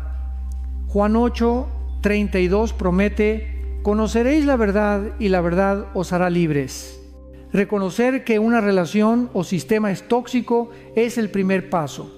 Buscar ayuda pastoral sana, consejería profesional y apoyo de una comunidad segura puede traer restauración. Si identificas rasgos de control en ti mismo, la solución es rendición. Pide al Espíritu Santo que sane heridas que te llevaron a controlar. Muchas veces el deseo de controlar nace del miedo al abandono, el rechazo o el fracaso.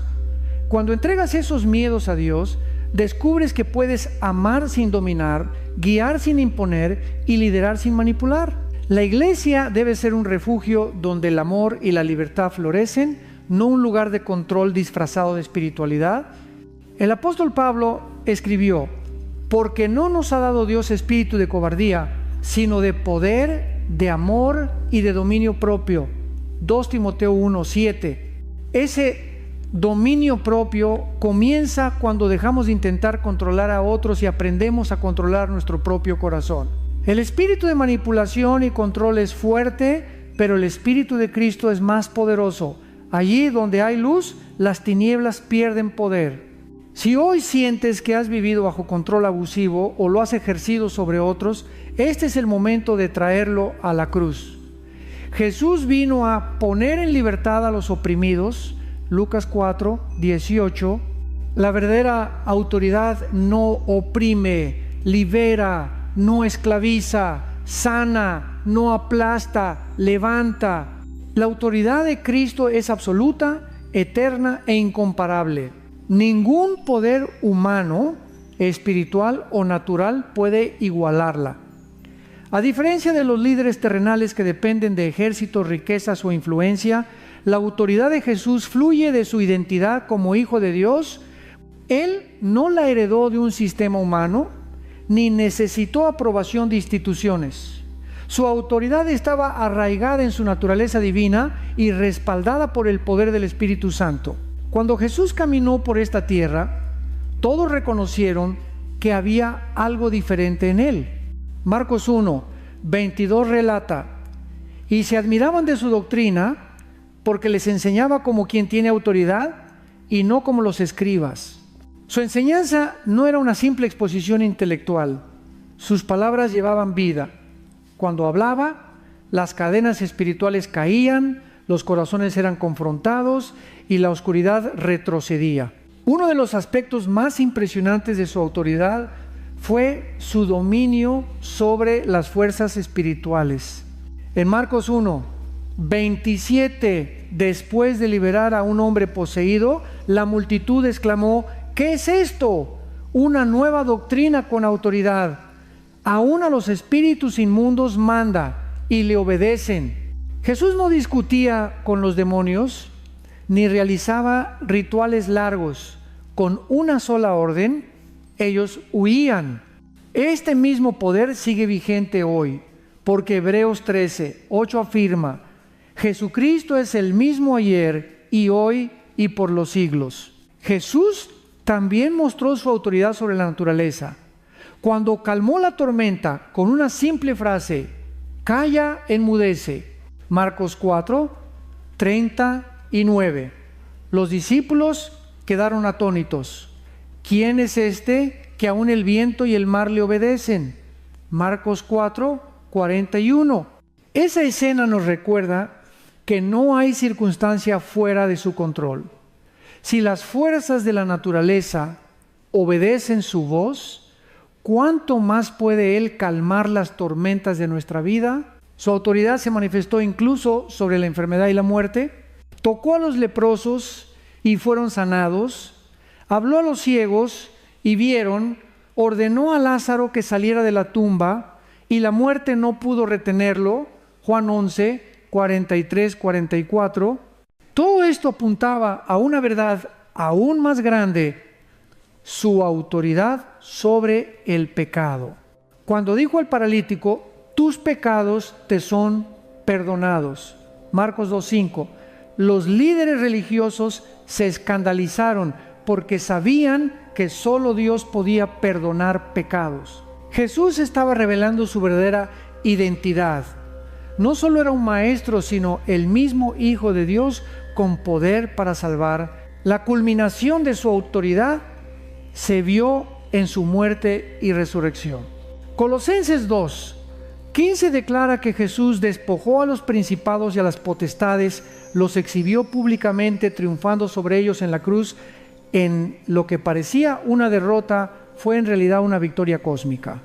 En la cruz, Jesús no solo pagó el precio por nuestros pecados, sino que también desarmó al reino de las tinieblas. Su resurrección selló esa victoria para siempre. Antes de ascender al cielo, Jesús declaró: toda potestad me es dada en el cielo y en la tierra. Mateo 28, 18. Con estas palabras se estableció que no hay poder superior al suyo. Ningún demonio, enfermedad, gobierno o circunstancia puede resistirse a su autoridad. Pero lo más asombroso es que Él comparte esa autoridad con sus seguidores. Lucas 10, 19 dice: He aquí os doy potestad de hollar serpientes y escorpiones, y sobre toda fuerza del enemigo, y nada os dañará. Esto significa que los creyentes no son víctimas indefensas. A través de Cristo tenemos autoridad para resistir al diablo, Santiago 4, 7, reprender espíritus malignos, Marcos 16, 17, y caminar en victoria sobre el pecado. Esta autoridad no depende de nuestra fuerza o experiencia, sino de nuestra posición en Cristo. Cuando oramos en su nombre, el cielo respalda nuestras palabras porque representamos al Rey de Reyes. Sin embargo, es importante entender que esta autoridad no es licencia para el orgullo. Jesús enseñó a sus discípulos que el verdadero liderazgo es servicio, Mateo 20, 26, 28. La autoridad espiritual no se usa para controlar o dominar a otros, sino para liberar, sanar y restaurar. El mejor ejemplo es Jesús mismo, quien lavó los pies de sus discípulos. Juan 13, 5. El Rey del universo se inclinó como un siervo, demostrando que la grandeza en el reino de Dios se mide por la humildad. La autoridad de Cristo también nos da seguridad en tiempos de incertidumbre. Cuando enfrentamos ataques espirituales, diagnósticos médicos difíciles o situaciones imposibles, podemos recordar que Jesús tiene la última palabra. Filipenses 2, 9, 11 declara que Dios le dio un nombre sobre todo nombre, y que toda rodilla se doblará y toda lengua confesará que Jesucristo es el Señor. Esto significa que cualquier problema, por grande que parezca, está bajo su dominio. María, una mujer que enfrentaba opresión espiritual severa, testificó de este poder. Por años sufrió pesadillas y ataques inexplicables. Visitó médicos y consejeros, pero nada funcionaba. Un día, un grupo de creyentes oró por ella en el nombre de Jesús y fue libre en un instante. María descubrió que el poder de Cristo no es simbólico, sino real.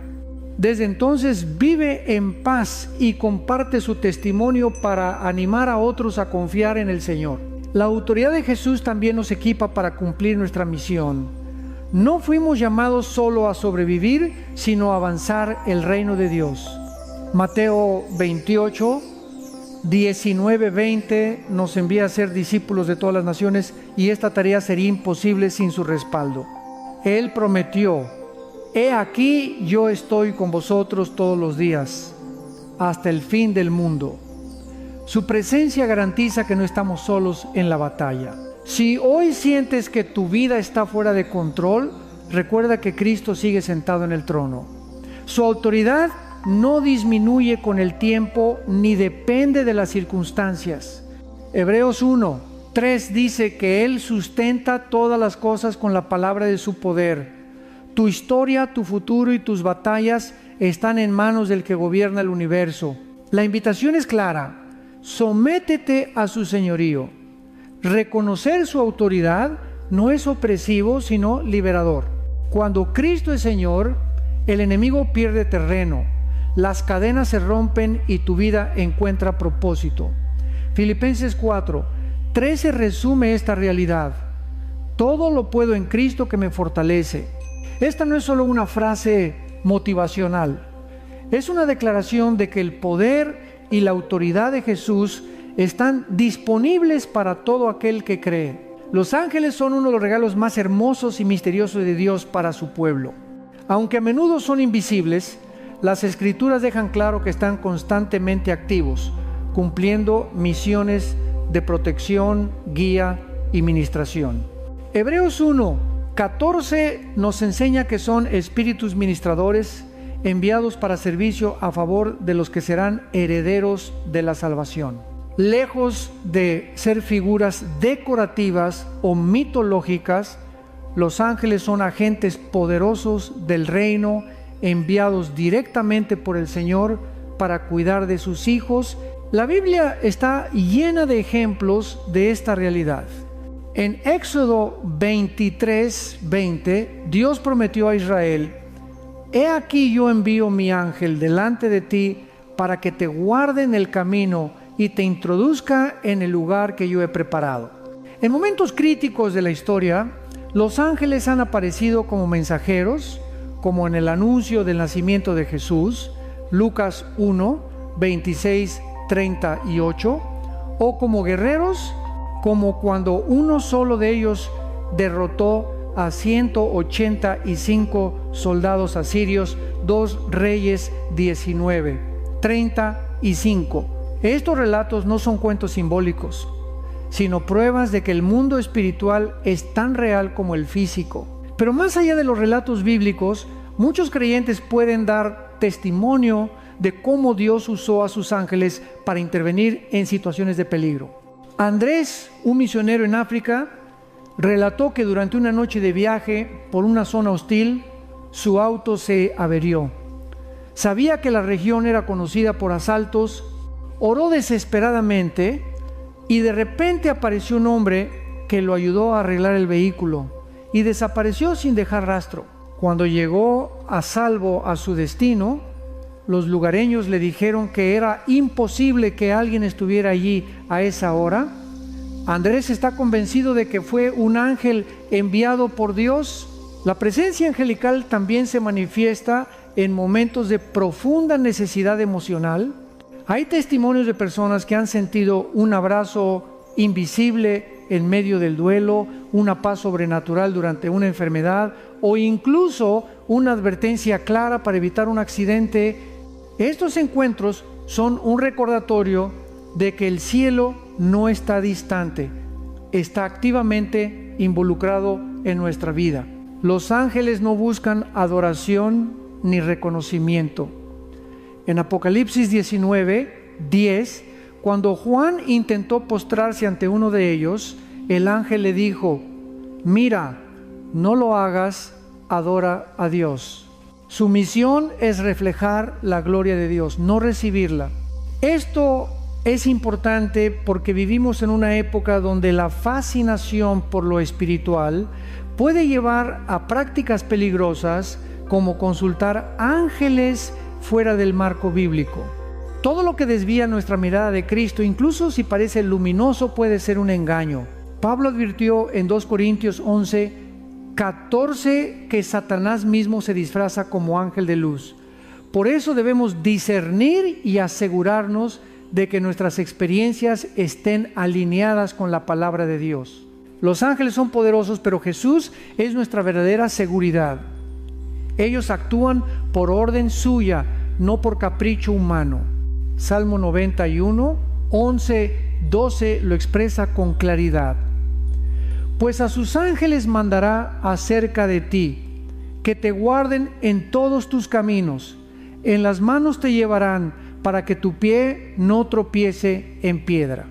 Esta promesa no significa que nunca enfrentaremos pruebas, sino que nunca estaremos solos.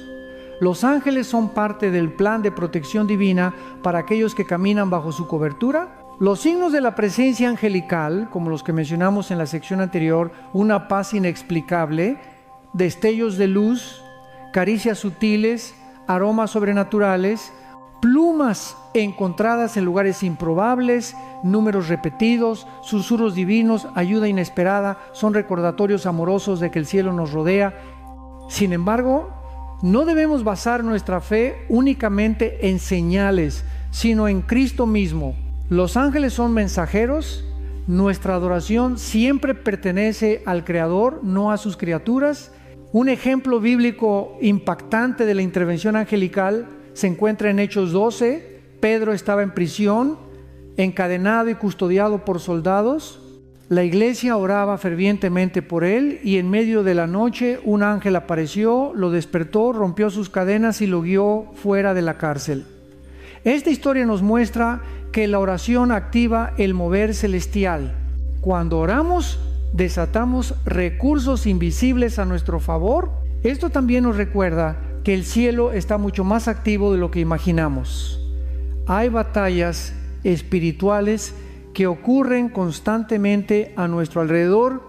Daniel 10 revela que un ángel enviado a responder la oración de Daniel fue retenido durante 21 días por un príncipe demoníaco hasta que Miguel el arcángel intervino. Este pasaje nos da una mirada al mundo espiritual.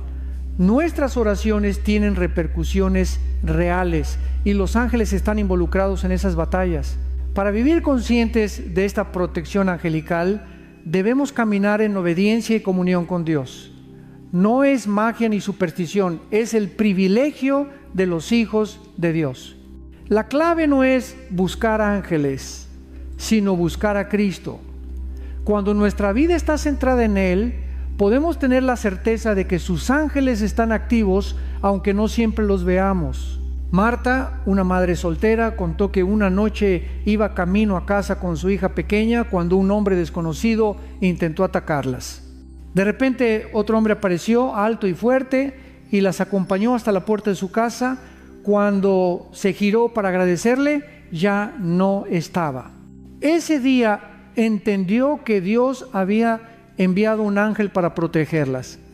Estas historias son más comunes de lo que pensamos. Simplemente no siempre las reconocemos. El libro de Hebreos nos invita a una reflexión poderosa. No os olvidéis de la hospitalidad, porque por ella algunos, sin saberlo, hospedaron ángeles. Hebreos 13, 2. Este versículo nos muestra que los ángeles pueden aparecer en forma humana, interactuar con nosotros y cumplir misiones específicas sin que siquiera lo notemos. Esto debería llenarnos de reverencia y recordarnos que el mundo espiritual es real y cercano. Si alguna vez te has sentido completamente solo, recuerda que no lo estás. El cielo está más cerca de lo que crees. Aunque no siempre veas las manos que te sostienen, están allí. Dios es un Padre amoroso que despliega ejércitos celestiales para cuidar de sus hijos. El Salmo 34, 7 lo resume perfectamente. El ángel de Jehová acampa alrededor de los que le temen y los defiende. Así que camina con confianza. Cuando enfrentes temor, peligro o incertidumbre, ora. Pide a Dios que envíe su protección angelical. No para idolatrar a los ángeles, sino para recordar que el cielo pelea por ti. Ellos son recordatorios visibles e invisibles de que no eres huérfano ni olvidado. El Rey de Reyes ha asignado a sus mensajeros para que te acompañen, y eso debería llenar tu corazón de paz. La traición es una de las heridas más profundas que puede experimentar el ser humano. No es solo un acto de deslealtad, es una ruptura de confianza, una puñalada emocional que muchas veces viene de las personas más cercanas. Lo doloroso de la traición es que no proviene de desconocidos, sino de aquellos a quienes abrimos nuestro corazón. David expresó este dolor en el Salmo 55, 12, 14. Porque no me afrentó un enemigo, lo cual habría soportado, ni me levantó el que me aborrecía, porque me habría ocultado de él, sino tú, hombre, al parecer íntimo mío, mi guía y mi familiar, que juntos comunicábamos dulcemente los secretos y andábamos en amistad en la casa de Dios. La traición es tan antigua como la humanidad. José fue vendido por sus propios hermanos, Génesis 37, David fue perseguido por su hijo Absalón, 2 Samuel 15, y Jesús fue entregado por Judas, uno de sus discípulos más cercanos, Mateo 26, 14, 16. Estos relatos nos enseñan que nadie está exento de sufrirla, pero también que Dios puede usar incluso las traiciones para cumplir sus planes. El dolor de la traición no es solo emocional, afecta nuestra identidad y seguridad. Cuando alguien nos hiere profundamente, comenzamos a cuestionar nuestro valor. ¿Qué hice mal? ¿Por qué me pagaron así? Muchas personas construyen muros emocionales después de una traición, decidiendo nunca volver a confiar. Esto, aunque parece una medida de protección, se convierte en una prisión que nos aísla. Pedro también traicionó a Jesús al negarlo 3 veces. Lucas 22, 60 y 1:62. Sin embargo, el Señor lo restauró con amor. Este detalle es importante. No todos los que nos traicionan permanecen como enemigos. A veces la traición es resultado de miedo, debilidad o ignorancia, y Dios nos llama a perdonar. Perdonar no significa justificar el mal ni ignorar el dolor. Es un acto de fe que entrega el derecho a vengarnos a Dios. Romanos 12, 19 dice: no os venguéis vosotros mismos, amados míos, sino dejad lugar a la ira de Dios. Porque escrito está: mía es la venganza, yo pagaré, dice el Señor. El perdón es una llave que libera a 2 personas, a quien perdona y a quien es perdonado. No siempre se restauran las relaciones, pero siempre se restaura el corazón. Marta vivió una traición devastadora cuando su mejor amiga divulgó secretos personales que ella había compartido con confianza. La vergüenza y el dolor fueron tan grandes que Marta se distanció de todos. Pasaron años hasta que un mensaje en una predicación sobre José la confrontó. Lo que ustedes pensaron para mal, Dios lo encaminó a bien. Génesis 50:20. Marta entendió que, aunque la traición la marcó, también la llevó a una dependencia más profunda de Dios. Decidió perdonar, no porque su amiga lo mereciera, sino porque ella necesitaba ser libre. El ejemplo de José es una lección poderosa. Sus hermanos lo vendieron, pero esa traición lo llevó a Egipto, donde Dios lo elevó a gobernador. Años después, cuando tuvo poder para vengarse, eligió bendecirlos. Su historia muestra que Dios puede usar las traiciones como herramientas para cumplir propósitos más grandes de los que imaginamos. Jesús también nos mostró cómo responder a la traición. A pesar de saber desde el principio que Judas lo entregaría, lo llamó amigo en el momento de su arresto, Mateo 26:50. Este gesto revela la profundidad del amor de Cristo. Aun cuando fue traicionado, no permitió que el odio gobernara su corazón. En la cruz oró por sus verdugos: Padre, perdónalos porque no saben lo que hacen. Lucas 23:34. La traición también nos enseña sobre confianza en Dios. Las personas fallan, pero Dios nunca falla. Salmo 118:8 afirma: mejor es confiar en Jehová que confiar en el hombre. Esto no significa vivir desconfiando de todos, sino aprender a poner nuestra esperanza en el Señor, sabiendo que Él puede sanar cualquier herida. Para sanar de la traición es necesario reconocer el dolor. Negar lo sucedido solo prolonga el proceso. Llora delante de Dios. Él entiende tu dolor. Perdonar por fe. No esperes a sentir ganas de perdonar. Hazlo como un acto de obediencia, confiando en que Dios hará justicia. Entregar tu corazón a Dios permite que Él sane las heridas y reconstruya tu confianza. Aprender discernimiento. El perdón no siempre significa volver a confiar de inmediato. Pide sabiduría al Espíritu Santo para saber a quién abrir tu corazón. Testimonios reales muestran cómo la traición puede convertirse en un trampolín para el crecimiento espiritual. Pablo fue abandonado por compañeros de ministerio, 2 Timoteo 4, 10, 16. Pero esas experiencias lo hicieron más dependiente de la gracia de Dios. Así también nosotros podemos transformar el dolor en fortaleza si lo llevamos a Cristo. Si hoy llevas una herida por traición, escucha esta verdad. Dios ve tu dolor y tiene un plan. Él no desperdicia lágrimas. En Isaías 61, 3 promete dar corona en lugar de ceniza, óleo de gozo en lugar de luto, manto de alegría en lugar del espíritu angustiado. La traición no es el final de tu historia. Puede ser el comienzo de una nueva temporada de intimidad con Dios. El enemigo quiere usar la traición para llenarte de amargura, pero el Espíritu Santo quiere usarla para moldear tu carácter. Permite que Él sane tu corazón, que rompa la desconfianza y que te enseñe a amar aun cuando hayas sido herido. Cuando entregas tu dolor a Dios, Él convierte las cicatrices en testimonios. Dios ve todo, nada escapa a su mirada, ni siquiera las cosas que intentamos esconder de nosotros mismos.